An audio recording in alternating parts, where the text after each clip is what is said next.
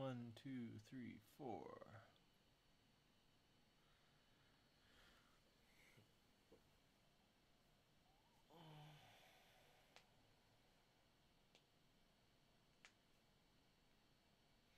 Hey everybody. The contents of this next lesson, essentially, this is going to be lesson 5.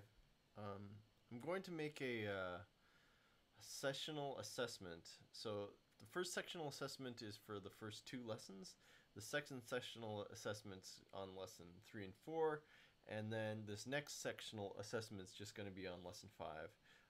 It's a quick thing to understand, but a lot of different ideas come up in this, so it shouldn't take too long. This is just I think it's only going to be 3 videos in this particular section, but there's lots of big ideas in here, and it's pretty theoretical. So I'm like, hey, let's just get this one taken care of before we go on to other more calculation-based things. So welcome to lesson 5. Okay, so this is on something called inverse functions. At the end of this, you will be able to recognize when an arrow diagram of a function is one-to-one or invertible. I guess you'll know what those words mean as well. You'll be able to define the inverse function of an arrow diagram. In other words, write your own arrow diagram of the inverse function. You'll be able to know what we mean by the domain and range of the inverse. It's not too hard to figure out, but even then, it's something new. And then you're going to be able to use arrow diagrams to test. Okay? So let's go. Let's start by looking at these 2 functions. Hello. Essentially what I've got here is I took a whole bunch of students in my class, and I wrote down their student numbers, and I wrote down their phone numbers. And then I took a whole bunch of students in my class, and I wrote down their student numbers, and I wrote down the different heights that they were, and then I drew the relationship between the student and their phone number, or the student and their height, and these are 2 functions. Okay? So this one on the left here is the function. The function, remember, are the arrows. It's the arrows relating the students to their phone numbers, and the second one you input the student number and you get the height out. Okay, so these are 2 different functions, and they're actually different functions. I mean, they're not just different functions. They're different in one outstanding important way. So let's talk about what their properties are, just to kind of refresh her and also get our feet wet.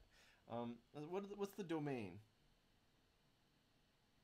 The domain of this one are all of the numbers that have outputs, all of the different inputs that have outputs. So 10203 is in the domain, 41072 is in the domain, 91407 is in the domain, 82378 is in the domain. What about 104332, the bottom one?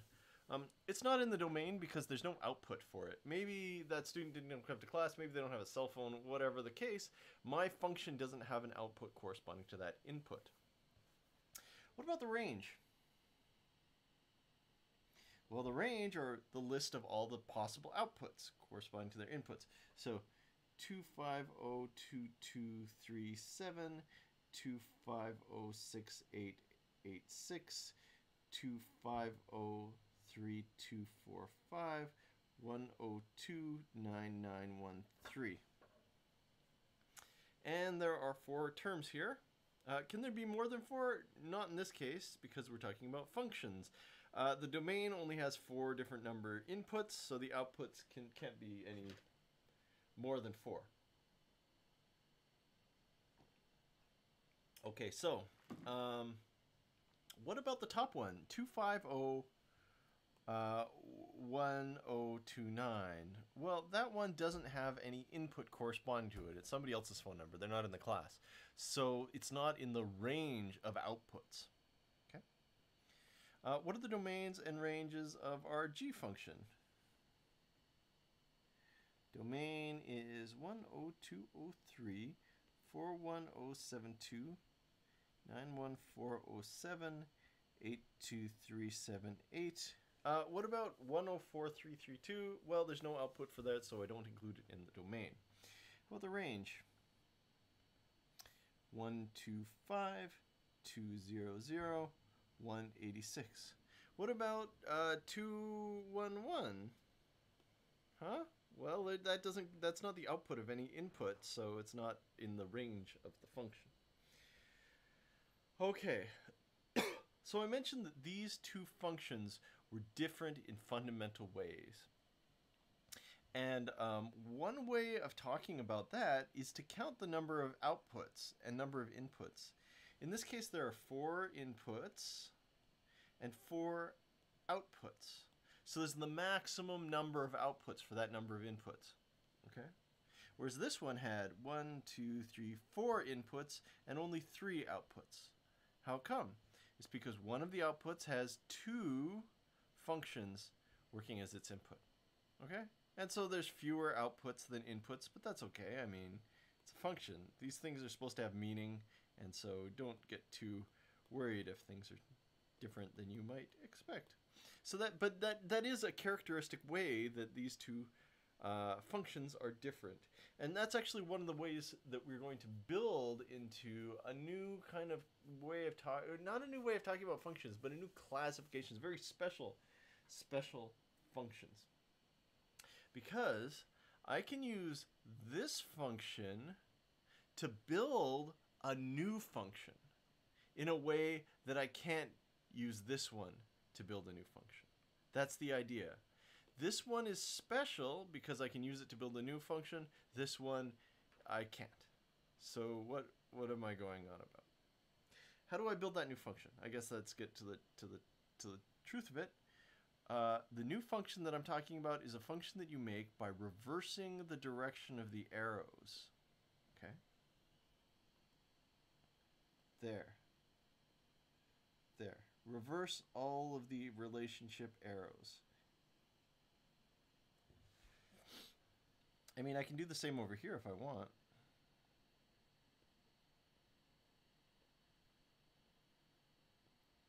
Okay? If you reverse the arrows, here, let me make some room here.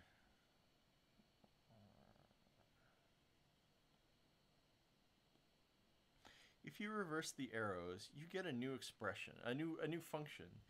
We call it the inverse. You get it by inverting, switching around, all of the arrows for these functions. And there's a notation thing. We're going to see more and more of it. It looks like this.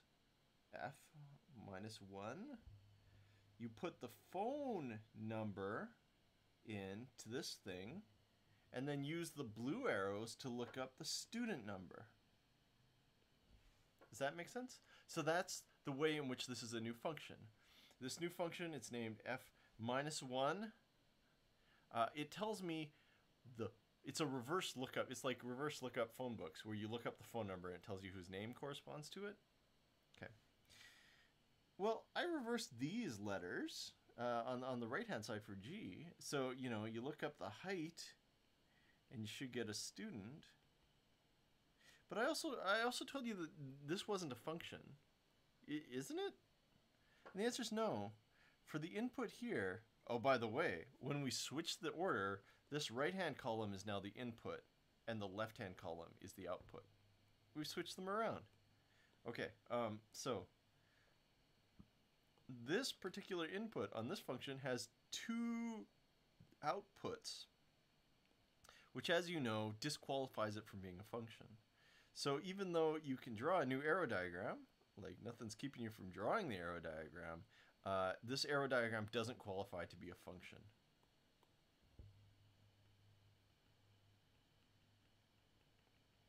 Because G, if I plug in the height 186, you get 2 different numbers, 10203 and 82378, and you're not allowed to have 2 numbers. So this thing isn't a function.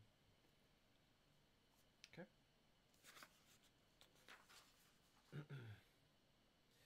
So,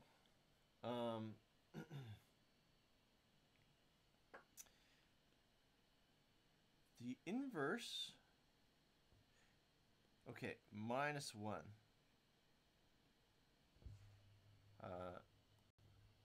That little symbol there, That's not a power. That's not an exponent. That's a notation. It's called a superscript.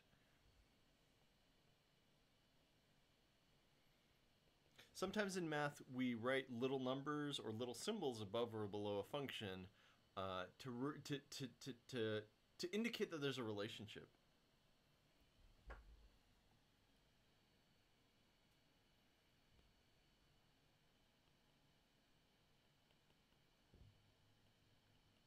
Somebody gives me a function. There's another function called the inverse that has all of the input-output relationships switched.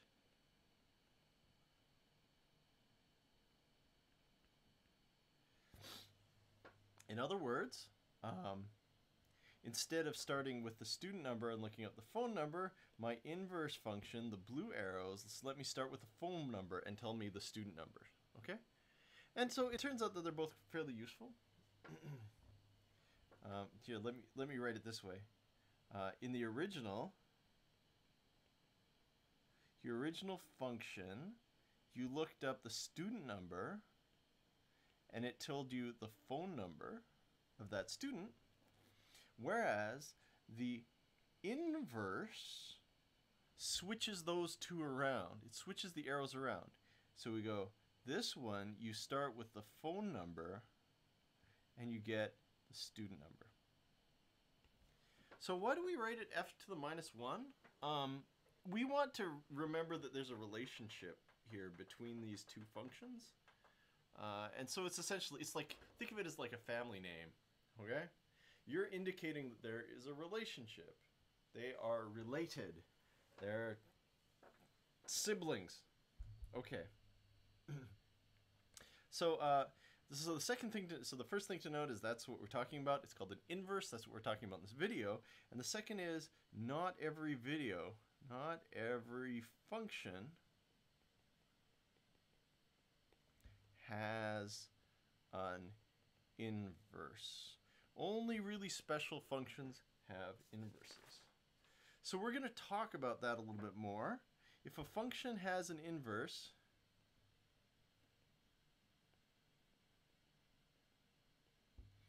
then your original function is called invertible. Okay? So if a function has the capacity to have an inverse, we call the function invertible.